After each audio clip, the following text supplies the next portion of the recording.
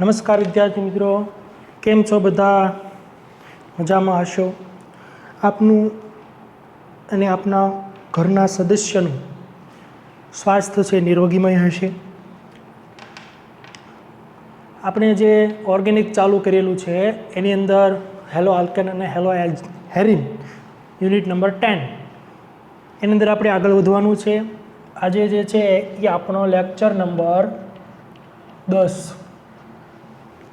જો વિદ્યાર્થી મિત્રો ઓર્ગેનિક છે એટલે આપણે ધીમે ધીમે જ એને ચલાવશું અને લેક્ચર પણ ઘણા વધારે થશે, કારણ કે ઓર્ગેનિક પોર્શન છે અને ખૂબ મહેનત માંગી લે એવો પોર્શન છે, એ તમે પણ જાણો છો, બરાબર. મિકેનિઝમ આપણે આગળ શીખ્યા હતા, તમે ગયા વખતે તમને ક્લિયર કટ આવડતી છે, પણ અત્યારે તમે રિવિઝન કર્યા વગર અત્યારે તમે જુઓ તો તમને નહીં આવડે, કારણ કે મહેનત વધારે માંગી લે છે. એનું સતત ને સતત છે રિવાઇઝ કરવું પડે, સતત એનું લેખન કાર્ય આપણે લેખવામાં છે પ્રેક્ટિસ કરવી પડશે, તો જ એની મિકેનિઝમ આપણને યાદ રહેશે, બરાબર. ઓકે. અને આ ચેપ્ટરની અંદર આપણે ઘણા બધા ટોપિક એવા છે કે જે આપણે ચેપ્ટરમાં નથી છતાં આપણે લીધેલા છે, કારણ કે આગળના જે ચેપ્ટર આવશે એમાં ઇમ્પોર્ટન્ટ છે. અને સમઘટકતા તો વેરી ઇમ્પોર્ટન્ટ છે, તમે બધા જાણો છો, બરાબર. ઓકે. એનાથી આગળ આજે આપણે વાત કરીએ તો આપણું ચેપ્ટર નંબર જે 10 છે એની અંદર આજે લેક્ચર નંબર 10 હેલો આલ્કેન અને હેલો એરિન એની અંદર આપણે આજે એક વિન્યાસ સમઘટકતા છે જે છે capital D and capital L નામકરણ, બહુ અગત્યનો ટોપિક છે. ડીએલ નામકરણ, કેપિટલ ડી અને કેપિટલ એલ નામકરણ. જો આપણે ગયા વખતે વિન્યાસી સમઘટકતા એક જોઈ હતી, આરએસ નામકરણ, બરાબર. હવે આજે આપણે વિન્યાસી સમઘટકતા જ છે ડીએલ નામકરણ. જો આપણે એનાથી આગળ એક ડીએલ નામકરણ શીખ્યા હતા જે સ્મોલ ડી અને સ્મોલ એલ હતું, દક્ષિણ ભ્રમણીય અને વામ ભ્રમણીય. જો ઈ અને આ ઈ ગયા વખતે મને કીધું હતું કે એને બેને કાંઈ લાગતું વળગતું નથી, એ તમે કોઈ સૈદ્ધાંતિક રીતે માપી શકો નહીં, એનું માત્ર ને માત્ર પોલારીમીટર સાધન હોય એના દ્વારા તમે માપી શકો. આમાં તમે છે એ પોલારીમીટર નહીં, આમાં તમે બંધારણને આધારે કહી શકો. સમજ પડે? આ ડીએલ નામકરણ. બીજું આપણે ગયા વખતે એમાં રહી ગયું હતું કહેવાનું કે એમાં જે સ્મોલ ડી અને સ્મોલ એલ, ઘણી વખત એવું થાય કે આપણને બેયનું મિક્સચર મળે, દક્ષિણ ભ્રમણીય હોય અને વામ ભ્રમણીય હોય એવા પણ સંયોજનો મળે. તો એ જે આખું મિક્સર બને એને કહેવાય રેસેમિક મિક્સર. શું કહેવાય? રેસેમિક મિક્સર. રેસેમિક મિક્સરમાં શું હોય તો કે ડી, સ્મોલ ડી અને સ્મોલ એ બેનું મિક્સર હોય, એને આપણે કહીએ રેસેમિક મિક્સર, બરાબર. બીજું આપણે વાત કરીએ તો ડી એટલે કોઈ પણ આપણને ડી નામકરણ, મતલબ આપણને ડી વિન્યાસ મળે તો એની અંદર સ્મોલ ડી અને સ્મોલ એલ બે હોઈ શકે, બેનું મિક્સર હોય, એટલે આ પણ રેસેમિક મિક્સર થાય, આ પણ રેસેમિક મિક્સર હોઈ શકે, બરાબર. આ સ્મોલ નથી, આ કેપિટલ ડીની વાત કરું છું. કેપિટલ ડીની અંદર સ્મોલ ડી અને સ્મોલ એ બે હોઈ શકે. કેપિટલ એલ એની અંદર પણ સ્મોલ ડી અને સ્મોલ એલ બંને હોઈ શકે. એટલે આનું એક રેસેમિક મિશ્રણ થયું તો કે હા, આનું પણ રેસેમિક મિશ્રણ થયું. સમજ પડે? એટલે આ અને સ્મોલ ડી એ બે તદ્દન એકબીજાથી છે અલગ છે સાવ, આ બંનેને કોઈ પ્રકારનો સંબંધ નથી, બરાબર. ઓકે. આપણે ડી અને એલ નામકરણ કરવાનું છે તો એની આપણે વાત કરીએ.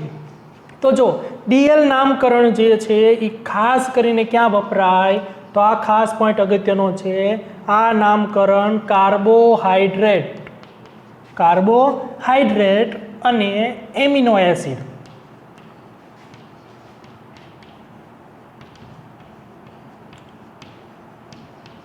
એમિનો એસિડમાં વપરાય.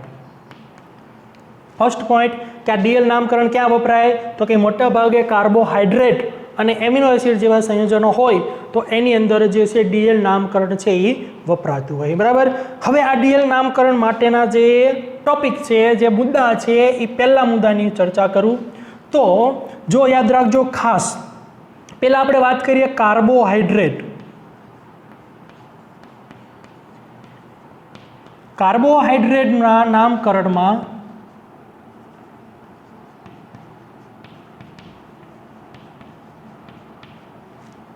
હવે જો આ પણ ખાસ યાદ રાખવાનું કે આ નામકરણ તમે જ્યારે કરતા હોય ત્યારે પહેલી પોસિબિલિટી તો કિરાલ કાર્બન હોવો જોઈએ, બરાબર. એ તો આપણે આગળ પણ કીધું હતું કાર્બોહાઈડ્રેટના નામકરણમાં કિરાલ કાર્બન પ્રથમ જો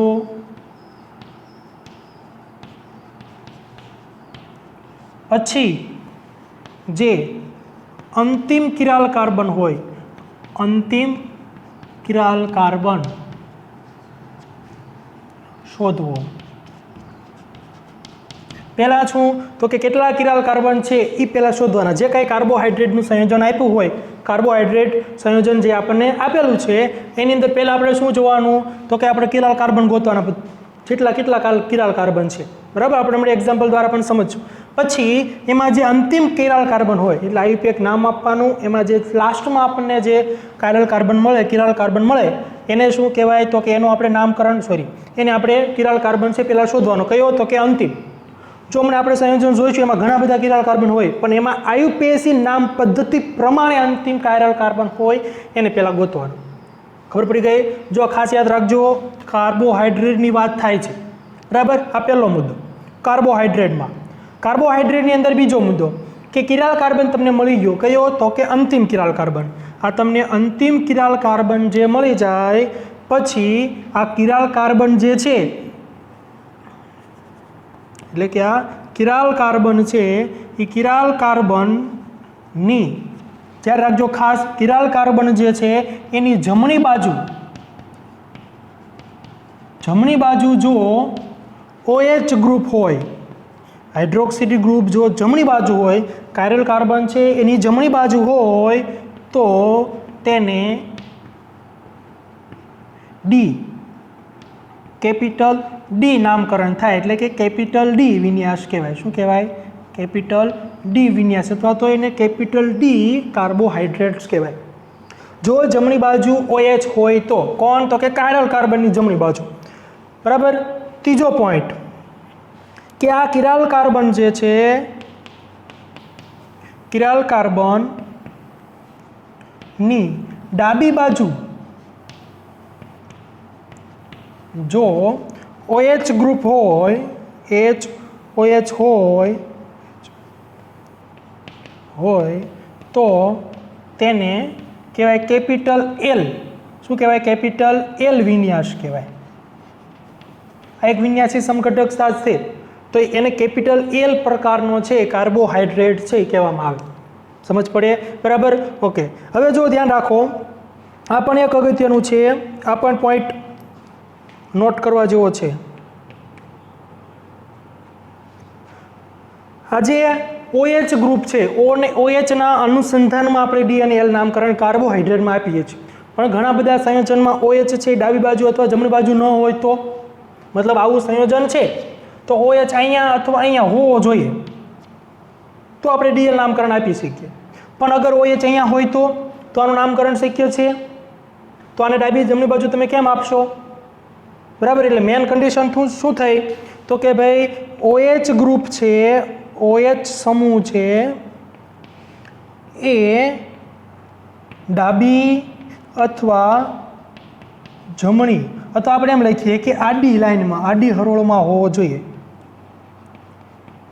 આડી લાઈનમાં હોવો જોઈએ. દેખાય છે તમને બધાને? બરાબર. OH સમૂહ છે એ ક્યાં હોવો જોઈએ તો કે આડી લાઈનમાં ફરજિયાત હોવો જોઈએ, તો જ તમે કેપિટલ ડી અને કેપિટલ એલ નામકરણ કરી શકો. હવે જો ધ્યાન રાખજો, અગર ઘણી વખત એવું થાય કે આ OH ગ્રુપ છે એ ડાબી બાજુ અથવા જમણી બાજુ મતલબ કે આડી હરોળમાં નથી તો શું કરવું? હવે ધ્યાન રાખજો, એ મુદ્દો લખાવતો નથી, ખાલી એક્ઝામ્પલ દ્વારા તમે સમજો કે ન થાય તો શું થાય. બરાબર. હવે જો સમજો, એક એક્ઝામ્પલ તમને હું આપું છું.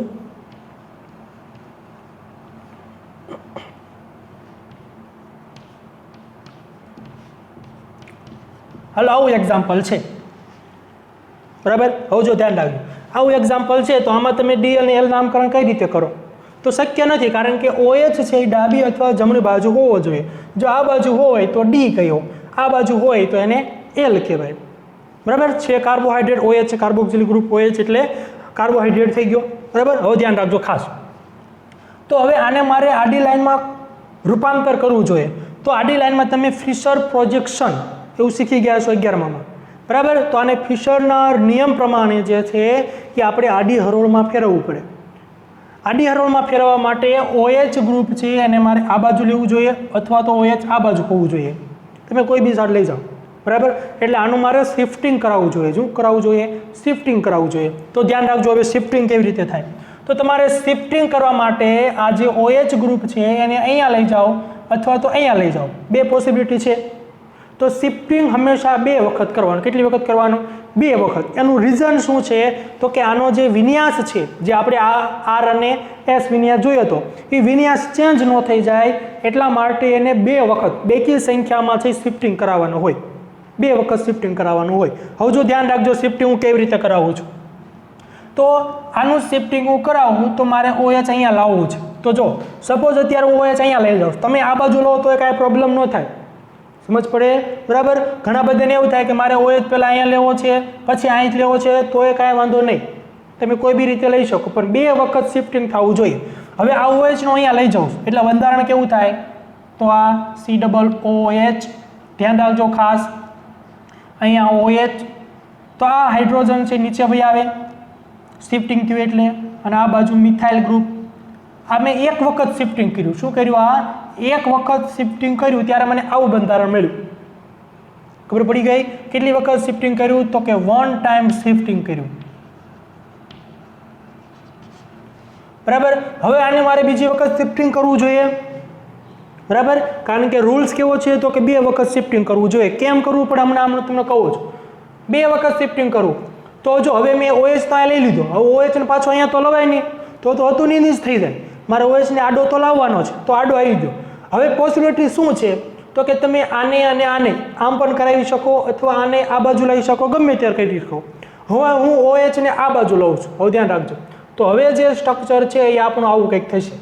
તો આ મિથાઇલ ગ્રુપ, આ OH ને મેં આ બાજુ લીધું એટલે આ OH, બાકી તો એમ નામ રહેશે HCOOH, બરાબર. ફર્સ્ટ ટાઈમ મેં આને અહીંયા આ બાજુ શિફ્ટિંગ કરાયું.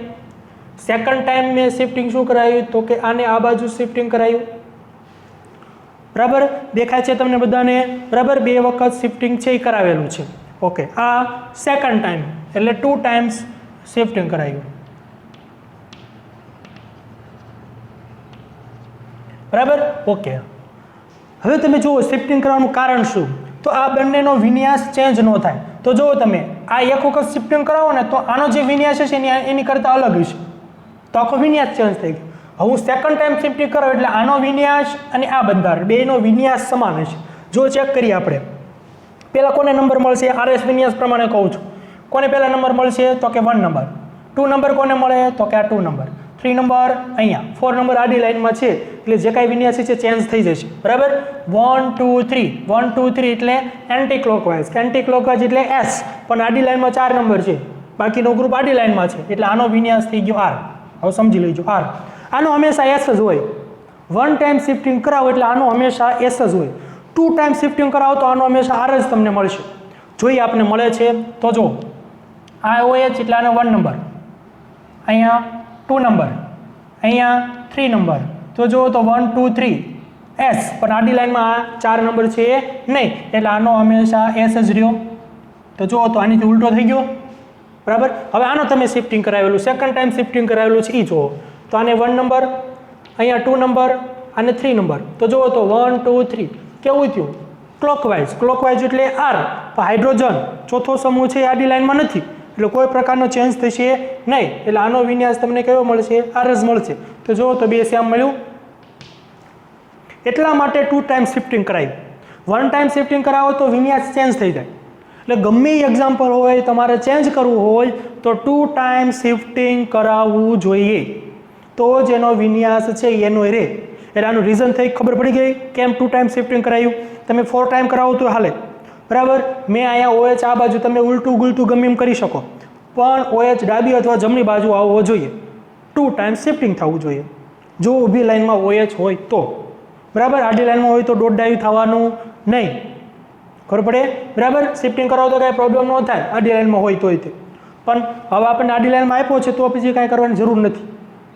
અને તમારે છતાં કરાવવું હોય ડોટ ડાઈવ થઈને તો તમે 2 ટાઈમ્સ કરાવો શિફ્ટિંગ. ખબર પડી ગઈ? બરાબર. એટલે આપણે ખાસ ઊભી લાઈનમાં હોય ત્યારે શિફ્ટિંગ કરવાની જરૂર પડે, કારણ કે આડી લાઈનમાં લાવવો પડે OH ગ્રુપને. બરાબર. એટલે કોઈ પણ એક્ઝામ્પલમાં DL નામકરણ હોય ત્યારે તમને OH ગ્રુપ જે છે એ જો ઊભી લાઈનમાં હોય તો 2 ટાઈમ શિફ્ટિંગ કરાવીને આડી લાઈનમાં લઈ લેવાનું. ગમે તે ગ્રુપને તમે શિફ્ટિંગ કરાવી શકો. મેન મારો કહેવાનો મતલબ OH ગ્રુપ આડી લાઈનમાં હોવું જોઈએ અને એ આવવું જ જોઈએ, તો એનો વિન્યાસ ચેન્જ થશે નહીં 2 ટાઈમ્સ કરાવશો એટલે. બરાબર. ઓકે. એટલે આ એનું રીઝન થઈ ગયું કે કેમ 2 ટાઈમ્સ છે આપણે શિફ્ટિંગ કરાવવાનું. બરાબર. ઓકે. હવે એનાથી આગળ આપણે વાત કરીએ તો જો એ મુદ્દો લખવાની કાંઈ જરૂર નથી.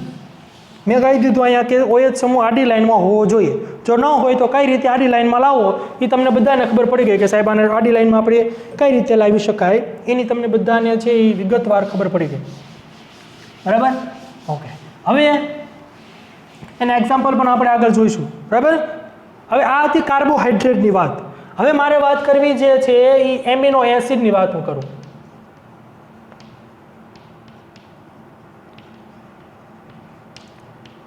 એમિનો એસિડ છે એનું નામકરણ DL નામકરણ કેવી રીતે થાય? એમિનો એસિડ જેમાં NH2 ગ્રુપ હોય અને કાર્બોક્સિલિક ગ્રુપ હોય. બરાબર. એને આપણે એમિનો એસિડ કહીએ છીએ. બરાબર. બાયોલોજીમાં તમે આને વિસ્તારથી અભ્યાસ કર્યો હશે. એમિનો એસિડ ઘણા પ્રકારના એમિનો એસિડ આવે, આપણે ખાસ કરીને 26 પ્રકારના 10માં તમે જોયું હશે. બરાબર. ઓકે. હવે એમિનો એસિડ, હવે એની અંદર ફર્સ્ટ પોઈન્ટ, આ એક મુદ્દો છે એમિનો એસિડ. એમાં ફર્સ્ટ પોઈન્ટ કે એમિનો એસિડ છે એનું નામકરણ આપણે કઈ રીતે કરી શકાય? તો એમિનો, હું AA લખું, એમિનો એસિડના નામકરણ માટે. હવે જો બેમાં કાયરલ કાર્બન તો ગોતવાનો જ છે, એટલે પહેલો પોઈન્ટ તો કંઈ જરૂર છે નહીં. બરાબર. કાયરલ કાર્બન ગોતવાનો. એમિનો એસિડના નામકરણમાં NH નજીકનો કાયરલ કાર્બન એટલે કયો? તો કે નજીકના કિરાલ કાર્બન, નજીકનો કિરાલ કાર્બન જોવો. એમિનો એસિડના નામકરણમાં નજીકનો કિરાલ કાર્બન હોય એટલે IUPAC નામ પ્રમાણે કાર્બોક્સિલિક ગ્રુપ જે છે એને IUPAC નામ પ્રમાણે 1 નંબર આપશો. બરાબર. કાર્બોક્સિલિક ગ્રુપ જ્યાં હોય એને 1 નંબર મળશે, તમે બધા જાણો છો. બરાબર. કાર્બોક્સિલિક ગ્રુપની નજીકનો જે ગ્રુપ હોય મતલબ પહેલો કાયરલ કાર્બન જ થયો. બરાબર. એટલે કાર્બોક્સિલિક ગ્રુપથી નજીકનો જે કાયરલ કાર્બન હોય એ આપણે જોવાનો છે. કેમાં? એમિનો એસિડમાં. કાર્બોહાઈડ્રેટમાં ઉલટું છે, એમાં અંતિમ કાયરલ કાર્બન જોવાનું. આમાં આપણે જે એમિનો એસિડ છે જેમાં જે કાર્બોક્સિલિક ગ્રુપ છે એમાં જે નજીકનો કાયરલ કાર્બન છે એ આપણે જોવાનું. બરાબર. સેકન્ડ થિંગ કે જો કાયરલ કાર્બન એટલે કે કિરાલ કાર્બન, કિરાલ કાર્બનમાં ખાસ ધ્યાન રાખજો NH2 ગ્રુપ, NH2 સમૂહ જો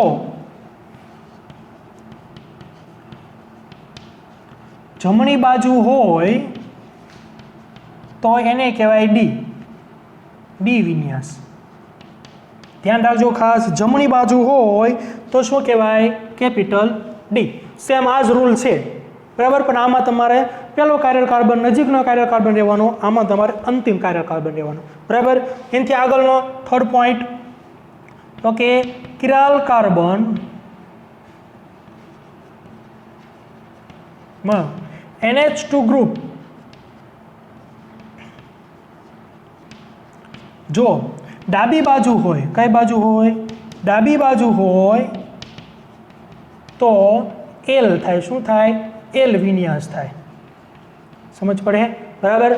જમણી બાજુ હોય તો D, ડાબી બાજુ હોય તો L. ફરી વખત હજી પણ કહું છું, આ D અને આ D જે કાંઈ DD છે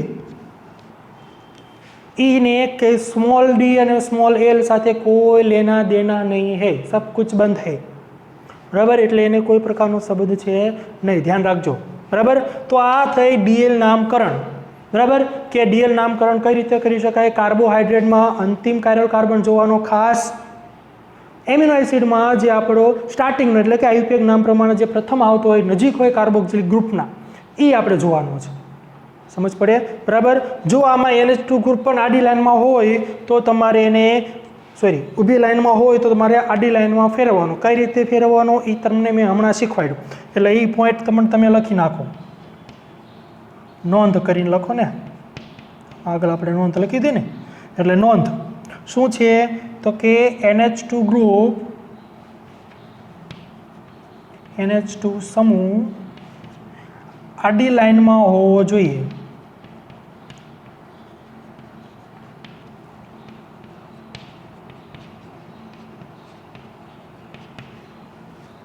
બરાબર, આડી લાઈનમાં NH2 ગ્રુપ છે એ હોવો જોઈએ. બરાબર, ઓકે. હવે આના આધારિત આપણે થોડાક એક્ઝામ્પલ છે એની આપણે વાત કરીએ. બરાબર, ઓકે. આનો પહેલાં સ્ક્રીનશોટ લઈ લો, ખાસ યાદ રાખજો, પછી આપણે એક્ઝામ્પલ એના સોલ્વ કરીએ. હવે જો અહીંયા થોડાક આપણે એક્ઝામ્પલ લખેલા છે, એ એક્ઝામ્પલ આપણે સોલ્વ કરીએ. ડીએલ નામકરણ જ કરવાનું છે બધામાં. બરાબર, હવે જો પહેલું એક્ઝામ્પલ આવી રીતનું આપ્યું છે, આવું તમે 11મી અંદર જોયું છે, ફિશર પ્રોજેક્શન. બરાબર, હવે જો આવું જ્યારે બંધારણ હોય ત્યારે આપણે એને સિમ્પલ રીતે લખવું હોય તો કઈ રીતે લખી શકાય, ધ્યાન રાખજો. જો પહેલાં તમારે શું કરવાનું કે તમને જો આ બે બોન્ડ આપ્યા છે, આ બોન્ડ છે એને વેજ બોન્ડ કહેવાય. કેવો બોન્ડ કહેવાય? વેજ બોન્ડ, જે સમતલની બહાર હોય. આ જે છે એને ડેશ બોન્ડ કહેવાય, જે સમતલની પાછળની બાજુ હોય. બરાબર, હવે જો આ બંને જે છે, આ COOH અને મિથાઇલ ગ્રુપ, એ બેને તમારે પહેલાં સીધા લખી નાખવાના. ટ્રીક ધ્યાન રાખજો, મિથાઇલ ગ્રુપ છે એને બેને સીધા લખી નાખવા, મિથાઇલ અને આ બાજુ કાર્બોક્સિલિક ગ્રુપ. કમ્પ્લીટ આનું કામકાજ પૂરું થઈ ગયું. હવે આ વેજ બોન્ડ ને ડેશ બોન્ડ એ હંમેશા આડી હરોળમાં આવે. વેજ બોન્ડ ને ડેશ બોન્ડ ક્યાં આવે? આડી હરોળમાં. હવે આપણે ખાસ જોવાનું ડેશ બોન્ડ, જે સમતલની પાછળની બાજુ છે એ બોન્ડ ખાસ જોવાનું. જો ધ્યાન રાખજો. હવે આ જે લાઈન જે છે, જે ઊભી લાઈનમાં જે ગ્રુપ આવેલા છે એની કઈ બાજુ છે? ધ્યાન રાખો ખાસ, એની ડાબી બાજુ છે. જો એની ડાબી બાજુ હોય, કઈ? જો આ લાઈનની ડાબી બાજુ, આ જે મેં ઊભી લાઈન લખી છે એની ડાબી બાજુ બે બોન્ડ આવેલા છે. તો આપણે હવે ફોકસ કરવાનું ડેશ બોન્ડ ઉપર. જો ડાબી બાજુ હોય બંને બોન્ડ તો ડેશ બોન્ડ હંમેશા ડાબી બાજુ લખવાનો. ડેશ બોન્ડ ક્યાં હંમેશા લખવાનો? ડાબી બાજુ. તો હાઇડ્રોજન આ બાજુ, વધ્યું શું તો કે હોય છે આ બાજુ હોય. સમજ પડે? બરાબર, એટલે આ ખાસ ધ્યાન રાખજો. આનું મારે આ શું છે તો કે કાર્બોહાઈડ્રેટ્સ છે. આનું મારે ડીએલ નામકરણ જોવું હોય તો જુઓ તો કાયરલ કાર્બન આ, કારણ કે ચારે વેલેન્સી અલગ અલગ. OH કઈ બાજુ? જમણી બાજુ. તો જમણી બાજુ હોય તો શું કહેવાય? ડી. એટલે આનો વિન્યાસ કયો થઈ જાય? Capital D. બરાબર, સેમ આ જુઓ તો પહેલાં આપણે જે વેજ બોન્ડ અને ડેશ બોન્ડ સિવાયનું છે એને પહેલાં લખી નાખવાનું સીધું. શું આવે ઉપર? COOH, આ બાજુ મિથાઇલ. હવે જુઓ તો આ બંને જે છે એની જમણી બાજુ બોન્ડ આવેલા છે. જમણી બાજુ બોન્ડ છે તો આપણે કયો બોન્ડ જોવાનો? Dash bond. તો ડેશ બોન્ડ આ બંને જમણી બાજુ છે તો ડેશ બોન્ડ જમણી બાજુ લખવાનો. તો આ બાજુ NH2 આવે, કારણ કે એ ડેશ બોન્ડમાં છે. વેજ બોન્ડમાં કોણ છે? H. તો આ બાજુ. તો આનું કોન્ફિગરેશન આવા પ્રકારનું થયું. આનો વિન્યાસ આપણે જોઈએ તો આ એમિનો એસિડ છે, કારણ કે કાર્બોક્સિલિક ગ્રુપ છે અને એમિનો ગ્રુપ છે. બરાબર, તો આનું આપણે કાયરલ કાર્બન એક જ છે, જો ધ્યાન રાખજો. તો આનું આપણે ડીએલ નામકરણ કરીએ તો શું થાય? તો જો તો NH2 ગ્રુપ કઈ બાજુ છે? જમણી બાજુ. જમણી બાજુ છે એટલે આનું પણ શું થઈ જશે? ડી વિન્યાસ થાય. ખબર પડે? બરાબર, અગર આ સ્ટ્રક્ચરમાં આપણે આગળ જોઈશું આપણે. બરાબર, કે એમાં શું છે તો કે એમાં જે આડી હરોળમાં જે છે એ હોવા જોઈએ પણ એમાં નહીં થાય. ઓકે, એ પહેલાં આપણે એક્ઝામ્પલ આ સોલ્વ કરીએ. જો ધ્યાન રાખજો, આમાં એક વિચારવા જેવી બાબત શું છે તો આમાં ધ્યાન રાખવા જેવી બાબત કે આમાં સાહેબ કાયરલ કાર્બન ઘણા બધા છે. જુઓ તમે, આ કાર્બન તો આ બાજુ આલ્ડિહાઇડ ગ્રુપ, આ બાજુ હાઇડ્રોક્સિલ ગ્રુપ, આ બાજુ હાઇડ્રોજન અને આ બાજુ આખું ગ્રુપ, એટલે એક કાયરલ કાર્બન થયું. અહીંયા જુઓ તો આ એક કિરાલ કાર્બન, આ ત્રીજો. આવા ઘણા બધા કિરાલ કાર્બન આપણને એક કરતાં વધુ મળે છે. તો જો જ્યારે સંયોજનમાં એક કરતાં વધુ કિરાલ કાર્બન હોય ત્યારે અંતિમ કિરાલ કાર્બન હોય એ જ વેલિડ ગણવાનો. ખાસ પોઈન્ટ લખજો, જ્યારે એક કરતાં વધારે કાયરલ કાર્બન હોય ત્યારે એ બંધારણ જે છે એમાં IUPAC નામ પ્રમાણે, એ તો પાછું તમને ખબર જ છે, IUPAC નામ પ્રમાણે જે અંતિમ કાયરલ કાર્બન હોય એને જ વેલિડ ગણવાનો. સમજ પડે? બરાબર, ઓકે. તો જો IUPAC નામ પ્રમાણે હાઇડ્રોક્સિલ ગ્રુપ છે, આ શું છે? આલ્ડિહાઇડ. તો આને 1 નંબર મળે, આ 1 નંબર, આ 2 નંબર, આ 3 નંબર, આ 4 નંબર, આ 5 નંબર, આપણે નામ આપી દીધા. બરાબર, હવે આપણે સેપરેટ બધા જે કિરાલ કાર્બન છે એનું મેળવવું છે. તો કિરાલ કાર્બન આમાં કયા કયા છે તો કે એક આ છે, એક આ અને એક આ. બરાબર ઓકે હવે સેકન્ડ નંબરનો જે કિરાલ કાર્બન જે છે સેકન્ડ નંબર એમાં OH કઈ બાજુ જમણી બાજુ તો એ 2D કેમ ખબર પડી 2D કેમ થયું તો કે બીજા નંબરનો કિરાલ કાર્બન એનો વિન્યાસ D થયો કારણ કે OH જમણી બાજુ છે ત્રીજા નંબરનો તમે જોવો તો એ L થાય છે કારણ કે OH ડાબી બાજુ ચોથા નંબરમાં જોવો તો 4D થાય કેમ તાકે OH જમણી બાજુ છે આવડે બરાબર ઓકે આમાં જોવો તો હવે નંબરિંગ આપી આપણે 1 2 3 4 5 અને 6 કિરાલ કાર્બન કયા કયા તો કે 1 2 3 4 સમજ પડે ઓકે આમાં આપણે સેપરેટ આપીએ નામ તો શું થશે તો જો તો બીજા નંબરનો કાયરલ કાર્બન OH જમણી બાજુ એટલે D ત્રીજા નંબરનો કાયરલ કાર્બન OH ડાબી બાજુ તો 3L ચોથા નંબરનો કાયરલ કાર્બન OH ડાબી જમણી બાજુ તો D પાંચમા નંબરનો કાયરલ કાર્બન OH જમણી બાજુ તો 5D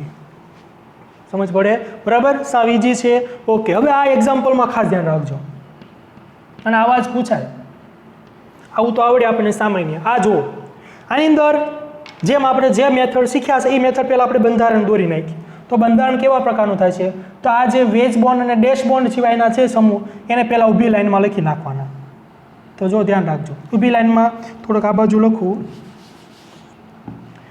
ઊભી લાઈનમાં આપણે લખી નાખીએ શું આવે ઉપર NH2 નીચે COOH ખબર પડી કેમ આવી ઓકે હવે જુઓ તો આ બે બોન્ડની ડાબી બાજુ આખું બોન્ડ આવેલું છે ડેશ બોન્ડ ને વેજ બોન્ડ હવે આપણે ફોકસ કોના પર કરવાનું ડેશ બોન્ડ ઉપર જો આ બંને ગ્રુપ ડાબી બાજુ છે તો આ ડેશ બોન્ડ છે ડાબી બાજુ આવે એટલે અહીંયા મિથાઇલ ગ્રુપ આવે બરાબર તો હાઇડ્રોજન વધ્યો એ આ બાજુ આવે પણ આમાં તમે નામકરણ નહીં કરી શકો કેમ નહીં થાય કારણ કે NH2 છે એ આડી લાઈનમાં હોવું જોઈએ પણ કઈ છે ઊભી લાઈનમાં છે વર્ટિકલમાં છે હોરિઝોન્ટલ હોવું જોઈએ ખબર પડે તો આને આપણે હોરિઝોન્ટલ સમક્ષ ક્ષિતિજમાં ફેરવવા આડી લાઈનમાં ફેરવવા માટે શું કરવું જોઈએ 2 ટાઈમ શિફ્ટિંગ કરવું જોઈએ ફિશરના રૂલ્સ પ્રમાણે 2 ટાઈમ શિફ્ટિંગ કરીએ તો પહેલાં હું શિફ્ટિંગ NH2 ને આ બાજુ લાવું છું તો જો એનું બંધારણ આવું થશે બરાબર NH2 ને આ બાજુ લાવવું એટલે કદાચ તમને દેખાતું હશે ઓકે NH2 ને આ બાજુ લાવવું તો અહીંયા